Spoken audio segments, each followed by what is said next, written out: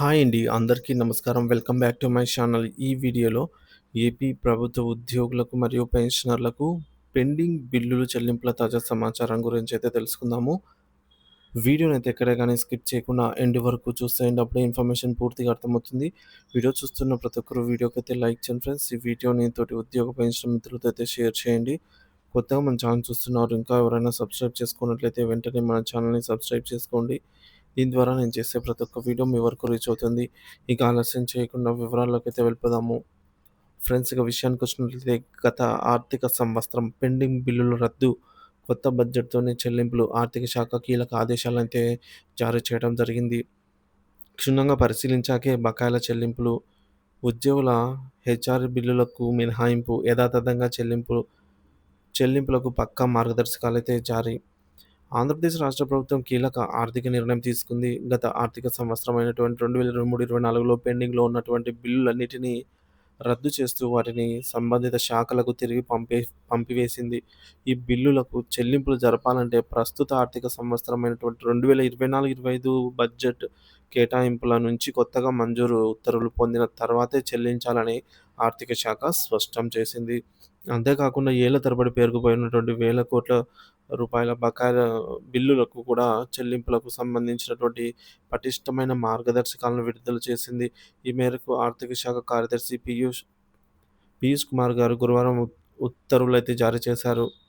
ఉద్యోగుల బిల్లులకు ఊరట. అయితే ఈ నిబంధన నుంచి ఉద్యోగులకు సంబంధించిన హెచ్ఆర్ బిల్లులకు స హెచ్ఆర్ఏ బిల్లులకు మినహాయింపు ఇచ్చారన్నమాట.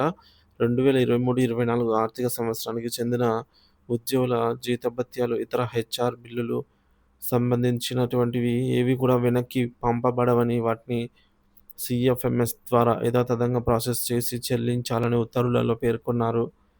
భారీ బకాయిల నేపథ్యంలో మార్గదర్శకాలు. రాష్ట్రంలో గత ప్రభుత్వ హయాంలో పేరుకుపోయినటువంటి బకాయిలు భారీగా ఉన్నాయని, ఎన్డీఏ ప్రభుత్వం ఏర్పడే నాటికే సుమారు 1,35,000 కోట్ల విలువైనటువంటి బిల్లులన్నీ బకాయిలు పెండింగ్‌లో ఉన్నాయని ఆర్థిక శాఖ ఈ మేరకు అంచనా వేసింది. వీటిలో కొన్ని బిల్లులను 2023, 24 ఆర్థిక సంవత్సరంలో చెల్లించినప్పటికీ ఇంకా భారీ మొత్తంలో బకాయిలు ఉన్నాయి. అయితే గత ప్రభుత్వ హయాంలో పేరుకుపోయిన బకాయిలతో పాటు అంతకు ముందు నుంచి ఉన్న పాత బిల్లుల చెల్లింపుల ప్రక్రియను క్రమబద్ధీకరించాకే తాజా మార్గదర్శకాలు రూపొందించినట్టు తెలుస్తోంది.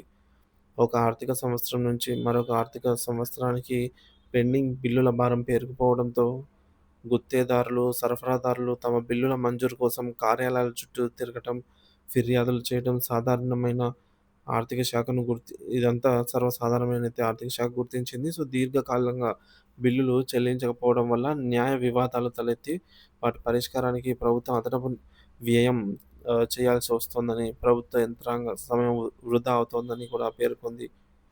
పెండింగ్ బిల్లుల చెల్లింపులకు ఒక స్పష్టమైన విధానం రూపొందించాలని న్యాయస్థానాలు కూడా సూచించిన నేపథ్యంలో ఈ మార్గదర్శకాలు రూపొందించినట్టు పీయూష్ కుమార్ ఒక ప్రకటనలో తెలిపారు.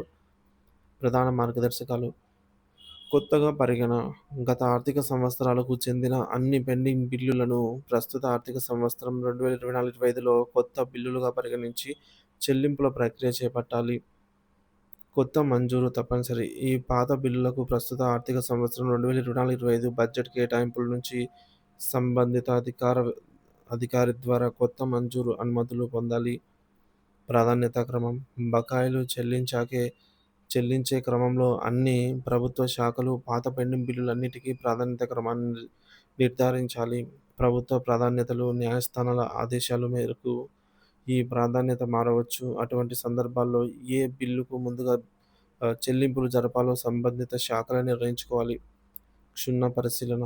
బకాయిలు చెల్లించే ముందు ఆ బిల్లులకు సంబంధించి ఏమైనా విచారణలు, విజిలెన్స్ కేసులు, అవకతవకలపై ఫిర్యాదులున్నాయేమో ఆయా శాఖలు క్షుణ్ణంగా పరిశీలించాలి. ఎలాంటి అవకతవకలు, అక్రమాలు లేవని నిర్ధారించుకున్న తర్వాతే బిల్లులను క్లియర్ చేయాలి. 5వది బడ్జెట్ పరిమితి. ప్రస్తుత ఆర్థిక సంవత్సరానికి 2024, 25 సంవత్సరానికి ఆయా శాఖలకు కేటాయించబడిన బడ్జెట్‌కు లోబడి ఆ ఏడాది అవసరాలతో పాటు పాత బకాయిల చెల్లింపులు కూడా జరపాలి. అత్యవసర పరిస్థితుల్లో మినహా అదనపు బడ్జెట్ మంజూరుకు అవకాశమే లేదు.